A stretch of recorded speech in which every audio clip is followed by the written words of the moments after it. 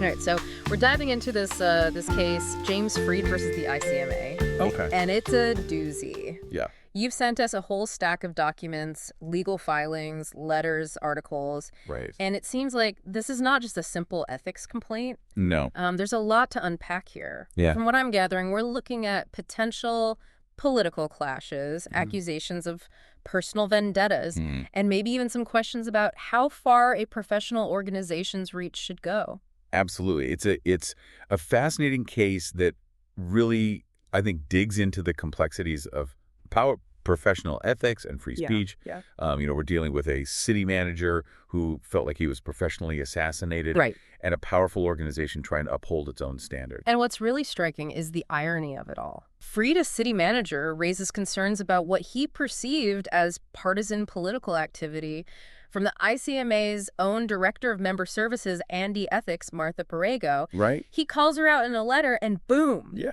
Suddenly he's the one facing ethics investigations. Yep. Talk about adding fuel to the fire. It's a classic case of he said, she said, but with much higher stakes. Right. And this is where it gets really interesting. That letter, intended to raise concerns, became the catalyst for not just one, but 3 separate ethics investigations into Freed himself. 3. That seems a bit excessive, don't you think? What was the ICMA's justification for launching multiple investigations? Well, the ICMA maintains that they were simply upholding their code of ethics, which is designed to ensure the highest standards of conduct for local government professionals. But Freed argues that these investigations were retaliatory, a way to silence him for daring to speak out against one of their own. So let's break down these investigations. Okay. The first one, stemming from that initial letter to Perego, dragged on for 5 months. Right. What exactly was the ICMA accusing Freed of? The details are a bit murky, but the ICMA claimed that Freed's letter violated the confidentiality of their ethics process. Okay. And remember, he shared that letter with the Michigan Municipal Executives Group, the MME. Hold on. If the ICMA prides itself on confidentiality, why were details about the investigation leaked to the press? Yeah. That seems to contradict their own principles. That's a very good point, and it's one of the many inconsistencies that Freed and his supporters point to when they claim that the process was biased against him from the start. Okay, let's move on to the second investigation in mid-2019. Right. This one seems even more bizarre. You're telling me someone filed a complaint against Freed simply for having pictures on social media with Republican elected officials. That's right.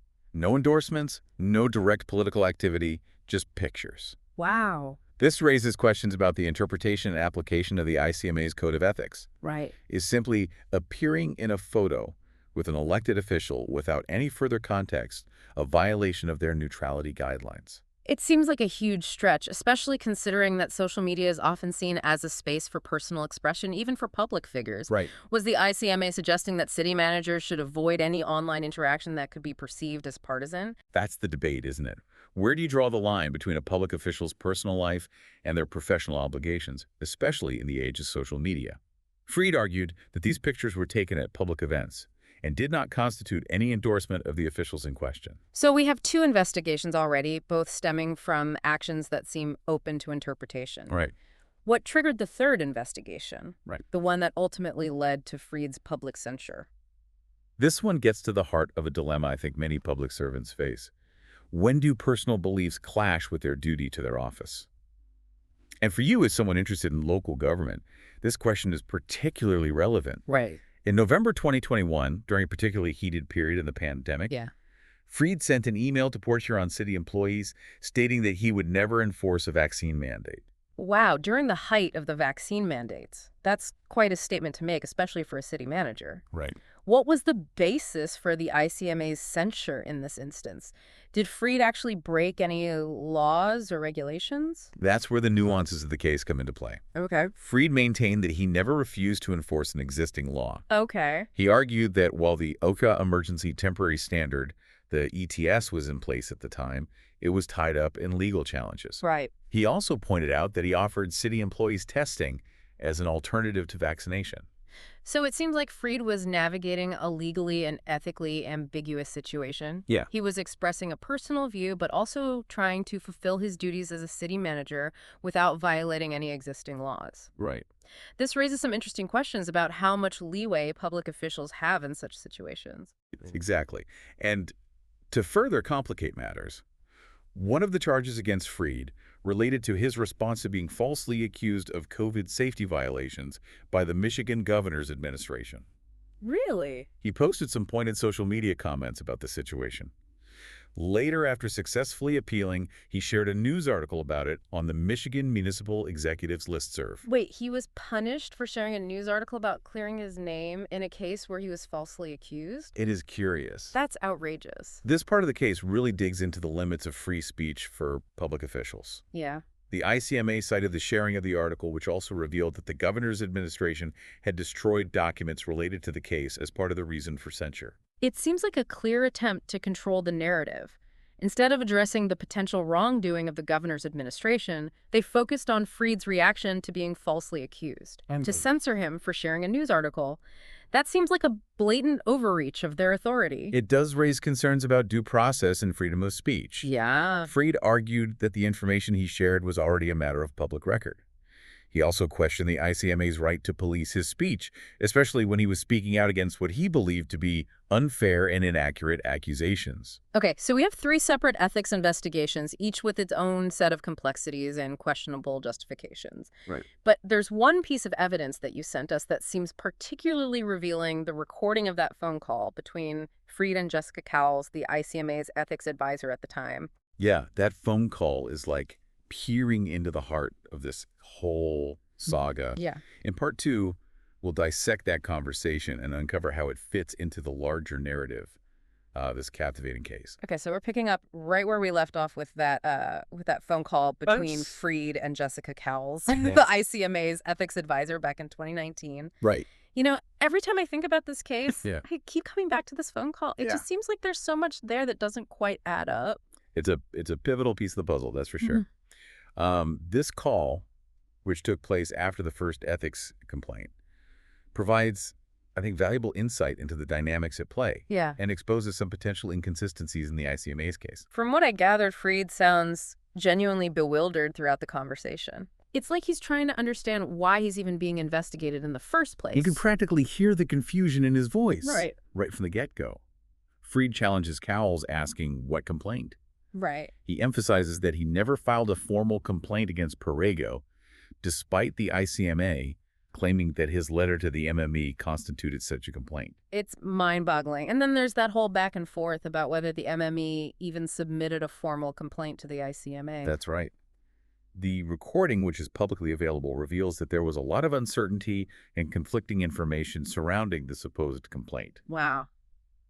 Fried even questions whether Perego was even subject to Tenet 7 of the ICMA Code of Ethics, the section dealing with political neutrality. Right. He was essentially arguing that she, as director ethic, should be held to a higher standard. Which makes you wonder, if there was so much ambiguity surrounding the initial complaint, why was the ICMA so quick to launch an investigation? Right. And then, to compound matters, they later used this phone call against Fried, claiming he violated confidentiality by participating in it. It does seem a tad contradictory, doesn't it? Yeah. They initiate a confidential process, Right. engage in a phone call where the nature of the complaint itself is unclear, and then use that very call as evidence against Fried. It's giving me a legal headache just trying to follow the logic here. But let's fast forward to the third investigation, the one that ultimately led to Fried's public censure. Yeah. Didn't Fried and his legal team discover something quite troubling when they were reviewing materials provided by the ICMA for this investigation? You're talking about Cowles' report to the ICMA's Committee on Professional Conduct, the CPC, which was responsible for recommending disciplinary action. Fried alleges that Cowles mischaracterized the 2019 phone call in her report, presenting a distorted version of what was actually discussed. So it's not just Fried's word against hers. Right. There's a documented account that allegedly misrepresents his side of the story. This whole thing just screams procedural nightmare. And it lends credence to Fried's claims of bias within the ICMA's handling of his case. Right. If the information being presented to the CPC, the body responsible for deciding his fate, was inaccurate or incomplete, how could they possibly make a fair and impartial decision? It certainly raises serious doubts about the integrity of the process. It's like building a house on a foundation of sand. But even setting aside the procedural issues, the public censure itself seems incredibly harsh. The ICMA claims it's not intended to be punitive, but come on. Being publicly labeled as unethical by your professional organization, That's going to have repercussions. Absolutely. Regardless of their intentions, public censure carries weight. Right. It can tarnish reputations, damage careers, and have a ripple effect on personal lives as well. In Freed's case, the censure notice was even published in his local newspaper. Oh my gosh, his poor wife. Right. His poor wife found out about it while she was shopping at Walmart. Can you imagine? Yeah. That level of public shaming is bound to leave a mark. It's no wonder Freed felt like his reputation and career were being unfairly targeted. And this brings us to another fascinating layer of this case, the lawsuit. Right. Remember, Freed ultimately sued the ICMA, alleging defamation, false light, and civil conspiracy. Right. He wasn't just going to let this censure stand without a fight. Talk about a bold move. Taking on a powerful organization like the ICMA is no small feat. What was his legal strategy? Freed's lawsuit hinged on proving that the ICMA had acted with malice, that they had intentionally made false statements about him to damage his reputation. Okay. He argued that the ethics investigations were baseless and that the public censure was a form of retaliation for his outspokenness. And this is where those text messages between the ICMA executive board members Pamela Nantil and Bill Frazier come into play, right? Yes. The ones that surfaced during the discovery phase of the lawsuit. Precisely. Those messages sent just before Freed's appeal hearing revealed a clear bias against him. Right. In one of the messages, Nantel even said she would make sure Freed paid the price. That's damning evidence. Talk about a smoking gun. It directly contradicts the ICMA's claims of impartiality and lends further support to Freed's allegations of a concerted effort to punish him. It's a game changer for sure. Mm. Those text messages significantly weakened the ICMA's position and strengthened Freed's case. They painted a picture of an organization potentially more concerned with silencing dissent than upholding ethical standards. No wonder the ICMA started sending out signals that they might be open to settling. They were clearly feeling the heat.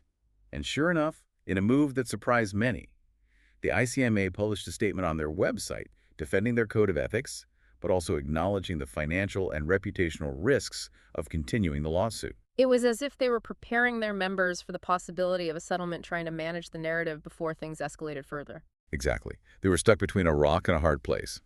On the one hand, they wanted to maintain a united front and defend their processes, but on the other hand, they were staring down the barrel of a potentially damaging lawsuit, one that could expose their inner workings and further tarnish their reputation. So the stage is set, the tension is high, and both sides are gearing up for what could be a messy legal battle. Yep. But then, just like that, the news breaks, the lawsuit has been settled out of court. An unexpected twist. What are your thoughts on this sudden turn of events? It was an unexpected twist, to be sure.